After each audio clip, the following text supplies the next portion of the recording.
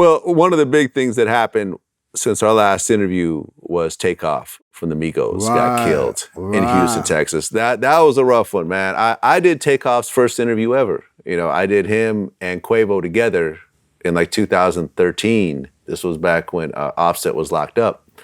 And, you know, the amount of success they had over the years was so dope to see them go from this little studio in Atlanta to being worldwide phenomenons the way they were. But it really talks about the danger of dice games.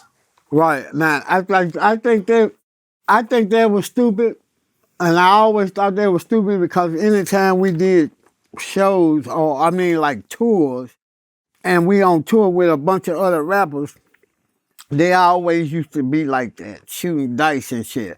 And where I'm from, you know, I wasn't considered as no dope dude.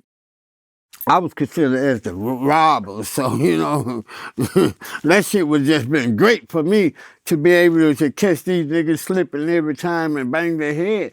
But I wouldn't do no gambling.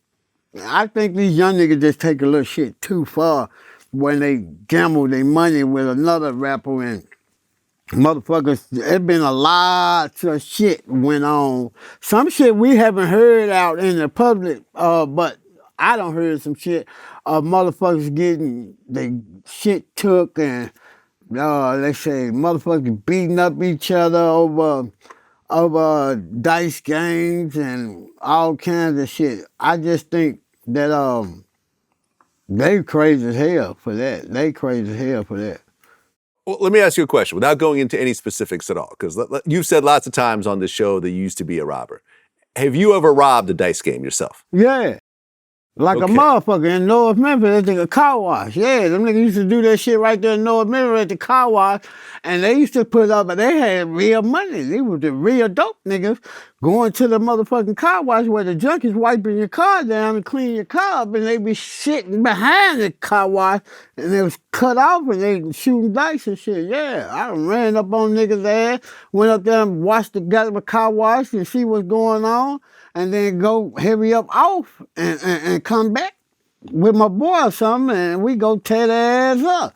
You know, we get in the dice game, but at that time I wasn't getting in no dice game. I was strictly robbing. You get what I'm saying? It wasn't no, let me fake like I'm finna shoot dice with them. No, I was strictly robbing nigga ass like that and get the fuck on.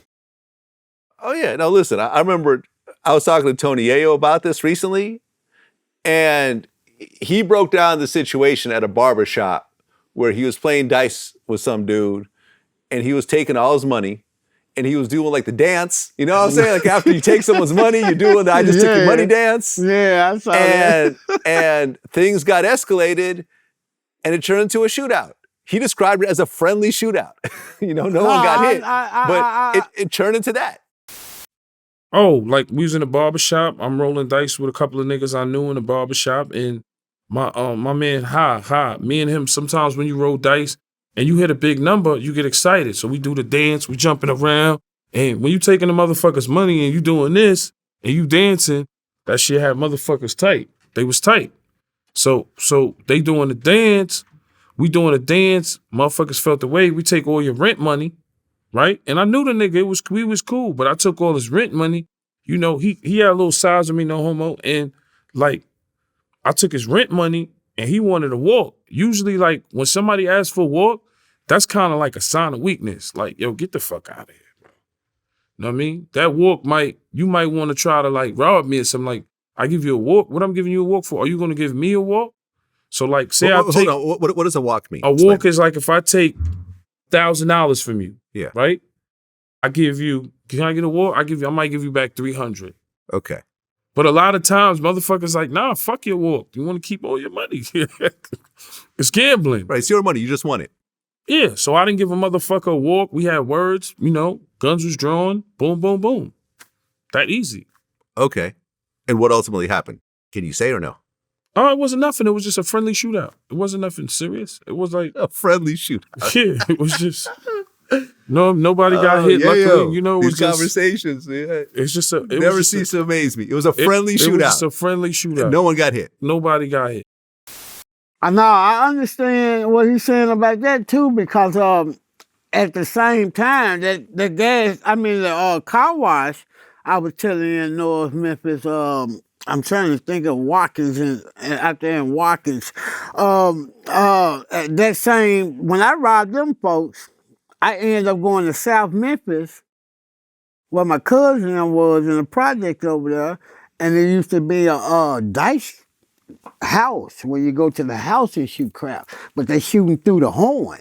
You know what I'm saying? I don't know if you know what I'm talking about. You shake the dice, I put it in the horn, boom, and move the horn in, and whatever it is, whatever. This is the crap house, and I robbed the shit out of that motherfucker too. But my mama never showed me that motherfucker. They used to go up to that spot. You get what I'm saying? And I robbed that motherfucker, and then it was the same motherfuckers that, some of the same motherfuckers I got at the car wash. And when we got ready to leave, the motherfucker was out in the car. And we didn't know that, though. You get what I'm saying? We just ended up running up in that motherfucker, robbing all their ass, and coming up out of it. But, you know, you got to knock on that door. Motherfucker got to ask you 1,000 questions before you get in and shit. But we went in, shot a little dice, but we robbed the shit out of their ass. But when we come out, we ain't got no cars, we young. Moore Garden right there, though. Lamore Garden, Fowl Home, Clave Home.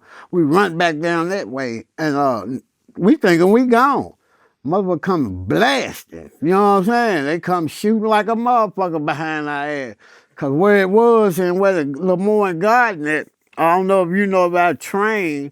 G-Train had a little spot right there called a train station. And on down a little bit is where the nigga was shooting the craps at in the house. Yeah, but they came busting at our ass. We thought we was gone. We didn't know they were behind us or trying to chase us or nothing, but yeah.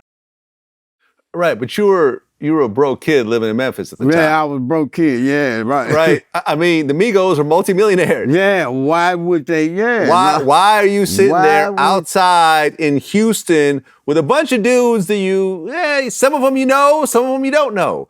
You know, there was a rumor that the dice were kind of loaded, and someone was cheating. Yeah, there was shit talking. I remember Quavo was, right before the shooting started, he walked away, said, "Let me get up out of here before I hurt somebody." So now you got tempers, starting to build.